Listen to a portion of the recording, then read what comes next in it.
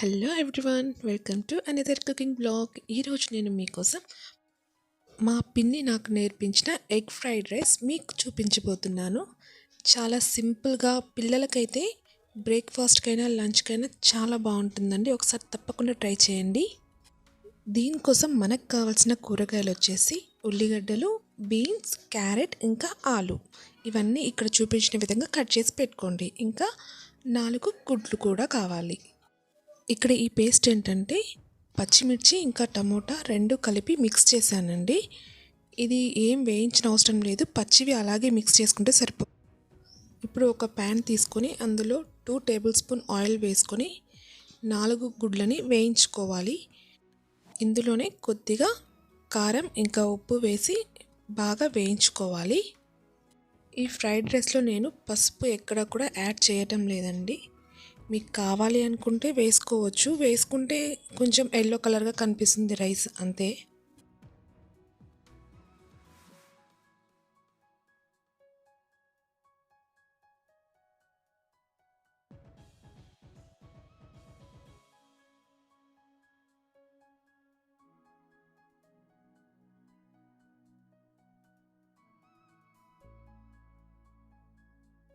ఇలా వేయించుకున్న దాన్ని కాసేపు పక్కన పెట్టేసుకుందాం.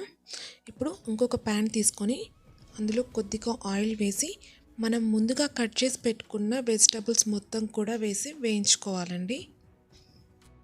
నేను ఆయిల్ కొద్దిగా ఎక్కువనే వేసుకున్నాను, ఎందుకంటే నేను రైస్ క్వాంటిటీ ఎక్కువగా తీసుకున్నాను కాబట్టి.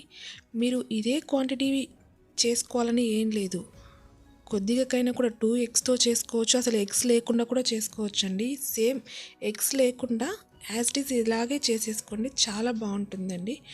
ఏదైనా కర్రీస్ చేసుకోలేనప్పుడు అప్పటికప్పుడు చేసుకోవాలంటే టేస్ట్గా చాలా బాగుంటుంది. ఒకసారి తప్పకుండా ట్రై చేసి చూడండి.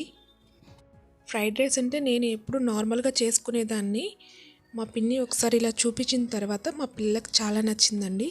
నేను ఎక్కువగా వాళ్ళకి లంచ్ బాక్స్కి పెడుతుంటాను. ఇలా ఫ్రై అయిన తర్వాత మనం ముందుగా మిక్స్ చేసి పెట్టుకున్న టమాటో అండ్ మిర్చి పేస్ట్ని యాడ్ చేసేసుకొని అది పచ్చివాసన పోయే వరకు నీట్గా వేయించుకోవాలి. ఈ మిర్చి అండ్ టమాటో పేస్ట్ అనేది మనకు బయట హోటల్స్లో తిన్నప్పుడు వాళ్ళు కచప్స్ వేస్తారు కదా, టమాటో కచప్ ఇంకా చిల్లీ సాస్లా వేస్తారు కదా, వాటికి రిప్లేస్మెంట్గా అన్నట్టు ఇవి, అంతే. మనం ఇంట్లో రాగా చేసుకోవడానికి అవి ఎంతైనా కొంచెం అంత హెల్దీ కాదు కాబట్టి వాటి ప్లేస్లో దీన్ని తీసుకుంటే సరిపోతుంది. మనకి సేమ్ యాజ్ ఇట్ ఈస్ అదే టేస్ట్ వస్తుందండి ఇది కూడా. ఇప్పుడు ఇలా నీట్గా అది పచ్చివాసన పోయి మనకు నూనె పైన తేలుతున్నట్టు కనిపిస్తుంది కదా, ఈ టైంలో మనము రైస్ యాడ్ చేసుకుంటే సరిపోతుంది.